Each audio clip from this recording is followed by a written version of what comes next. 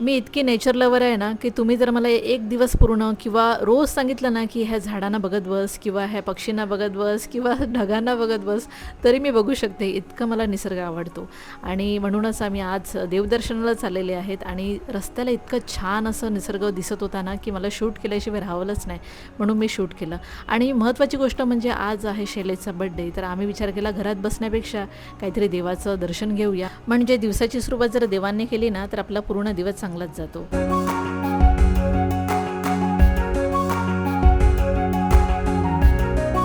आणि असं काही प्लॅनिंग नव्हतं, पण अचानक आम्ही ठरवलं की जाऊया चल असं.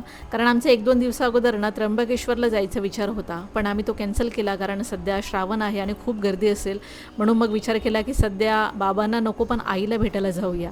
म्हणूनच आम्ही इथे सफाळ्याला आलेले आहेत. म्हणजे सफाळ्यामध्ये एक एडवण असं गाव आहे आणि तिथे आशापुरीचं मंदिर आहे आणि ह्या मंदिराच्या अवतीभवती ना असा मोठा समुद्र आहे. इतकं छान वातावरण आहे ना आणि इतकी हवा चालू असते ना की तुम्ही ना तिथे म्हणजे 5-10 मिनिटांमध्ये तुम्हाला झोप लागेल, इतकी हवा असते. आणि बघा इतका मोठा समुद्र आहे आणि त्याच्या जवळच ते मंदिर आहे.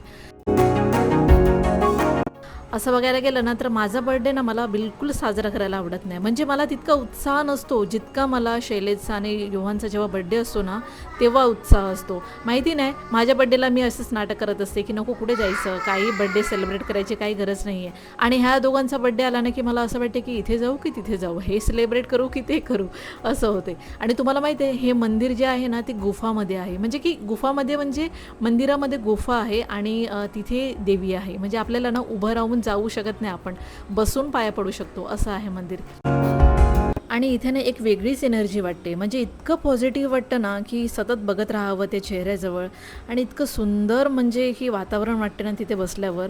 भले ते एक गुफामध्ये आहे, पण तिथली एनर्जी आहे ना ती तुम्हाला बाहेर काढायला पण फेल होते. म्हणजे की तुम्हाला असं वाटते की सतत तिथे बसून ना त्यांना बघत बसू. आता तुम्ही सुद्धा दर्शन करून घ्या, कारण मी व्हिडिओमध्ये दाखवलेलंच आहे. तर दर्शन करायचं सोडू नका, तुम्ही सुद्धा करून घ्या.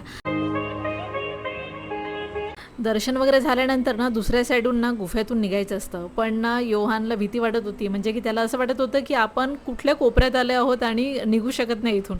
म्हणून मग आम्ही जिथून आले ना तिथूनच निघालो.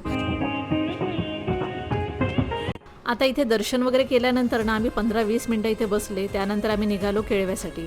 आता केळव्याला पण शीतलामातेचं मंदिर आहे. मग तिथे जाऊन पोचलो आणि तिथे सुद्धा आम्ही दर्शन घेतलं.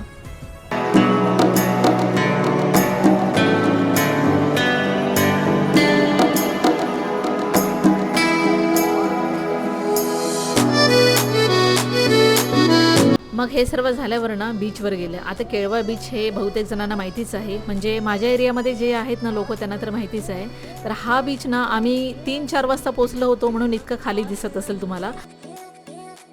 आता मला काही पाण्यामध्ये जायचं नव्हतं, पण हे दोघं ऐकतात का? ह्यांना तर पाणी बघितलं की वेडे होतात. पण मला काही बिलकुल जायची इच्छाच नव्हती, कारण ना मला ते पाणीमध्ये पाय भिजवा आणि पुन्हा ते रेतीमध्ये पाय खराब होतात, म्हणून मी जास्त करून मी पाण्यामध्ये जातच नाही.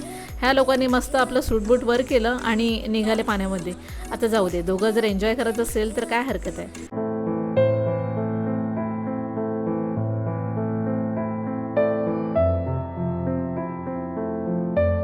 त्यामध्ये एक गोष्ट बरी झाली की आज काय पाऊस नव्हता. नाहीतर माझा बड्डे, शैलेशचा बड्डे आणि योहानचा बड्डे अशा महिन्यामध्ये येतात ना की त्या दिवशी पाऊस पडल्याशिवाय राहत नाही. आणि माझा बड्डे तर मोस्ट ऑफ ना पाऊसच असतो. म्हणजे मी कुठे जायचं प्लॅनिंग केलं ना तरी तो फेलच होतं. म्हणून मी कुठे जात नाही, आपलं घरी बसते. मग सर्व एन्जॉयमेंट करून दर्शन घेऊन आम्ही निघालो परत घरी जायला.